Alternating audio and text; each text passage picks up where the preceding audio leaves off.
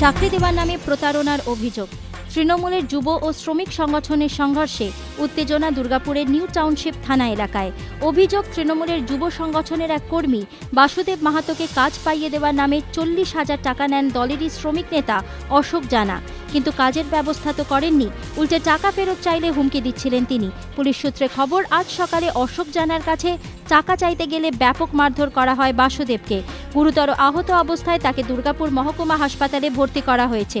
অভিযোগ, এরপর তৃণমূলের যুব সংগঠনের কর্মীরা অশোক জানাকে তুলে নিয়ে গিয়ে পুলিশের সামনেই মারধর করেন। পরে পুলিশ তাকে উদ্ধার করে নিয়ে যায়। এলাকায় এখনও উত্তেজনা রয়েছে।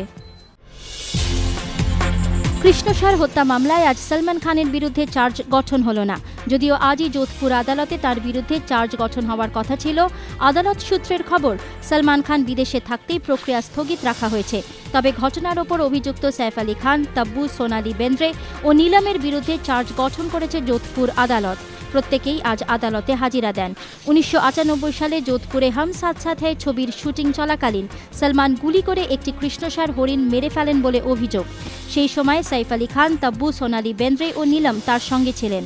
14 বছর পুরনো সেই মামলায় আজ সলমান ছাড়া বাকি অভিযুক্তদের চার্জ গঠন হল। দোষী সাব্যস্ত হলে 6 বছর পর্যন্ত কারাদণ্ড হতে পারে তারকাদের। আত্মসমর্পণের জন্য বাকি 4 সপ্তাহ। পুনর্বিবেচনার আর্জি কি দাখিল করবেন সঞ্জয় দত্ত? আইনজীবী থেকে সঞ্জয়ের ভক্তমহল জল্পনা তুঙ্গে। সুপ্রিম কোর্টের রায় ঘোষণার পর সঞ্জয় দত্তর পাশে কিন্তু এসে দাঁড়িয়েছে গোটা বলিউড। নায়কের সাজা মকুব না হওয়ায় হতাশ সকলে।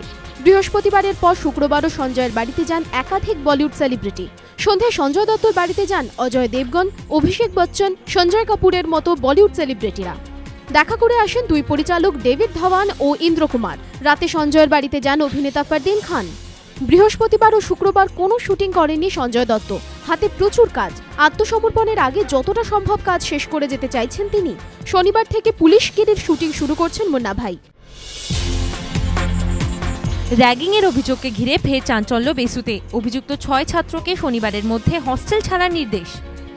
আর্কিটেকচার বিভাগের ওই 6 ছাত্রের বিরুদ্ধে অভিযোগ, পুনর্মিলনের নামে প্রথম বর্ষের ছাত্রদের কাছ থেকে টাকা তুলছিলেন তাঁরা। দাবি করা হচ্ছিল 2 থেকে 3,000 টাকা।